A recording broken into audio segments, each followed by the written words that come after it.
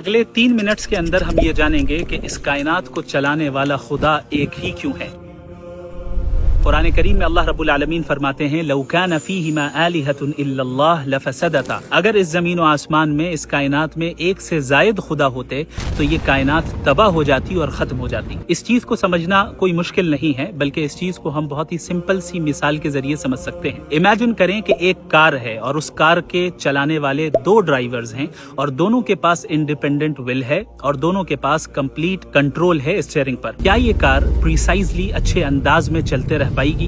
ہرگز نہیں۔ نتیجہ یہ نکلے گا کہ یہ کار کریش کر جائے گی، کیونکہ جب 2 ایسے ڈرائیورز ہیں جن کے پاس انڈیپینڈنٹ ولز ہیں تو ایک چاہے گا کہ ہم رائٹ لیں اور دوسرا چاہے گا کہ ہم لیفٹ لیں، اور نتیجہ یہ نکلے گا کہ یہ کار کریش کر جائے گی اور تباہ ہو جائے گی۔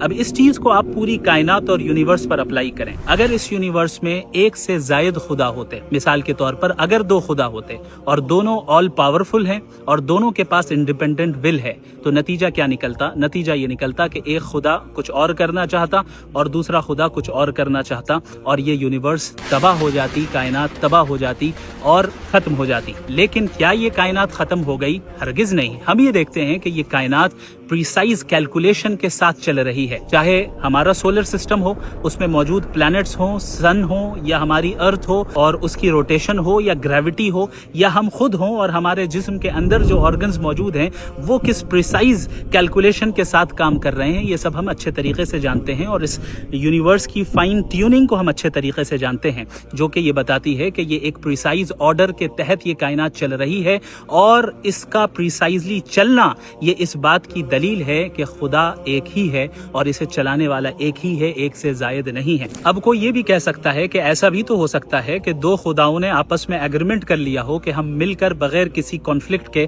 اس یونیورس کو پریسائز نظام کے تحت چلائیں گے۔ تو ایسی صورت میں جب 2 خداؤں کے درمیان ایگریمنٹ ہو جائے تو دونوں ایک دوسرے کے پابند ہو گئے اور ایک دوسرے کے محتاج ہو گئے، اور محتاج ہو جانا اور دوسرے کا پابند ہو جانا یہ خود نقص ہے، کمی ہے، عیب ہے خدا کی ذات کے لیے۔ جو ذات دوسرے کی پابند ہو اور دوسرے کی محتاج ہو وہ خدا ہو ہی نہیں سکتی۔ لہٰذا خدا چونکہ آل پاورفل ہے اور ہر عیب سے پاک ہے اور انڈیپینڈنٹ ول رکھتا ہے، لہٰذا وہ ایک ہی ہے، اور اس کائنات کا نظام خود یہ چیز بتا رہا ہے۔ دوسری صورت یہ ہو سکتی ہے کہ ایک خدا دوسرے خدا پر غالب آ جائے۔ ایسی صورت میں بھی وہ خدا جو ہار گیا اور مغلوب ہو گیا وہ خدا ہی کہاں رہا، وہ آل پاورفل نہیں رہا، اور خدا آل پاورفل ہے جو کبھی نہیں ہارتا۔ ایک خدا کو ماننا اور توحید کو ماننا، وننس آف گاڈ کو ماننا، یہ کوئی اندھی تقلید نہیں بلکہ ایک لاجیکل نیسیسٹی ہے۔ جزاکم اللہ خیر۔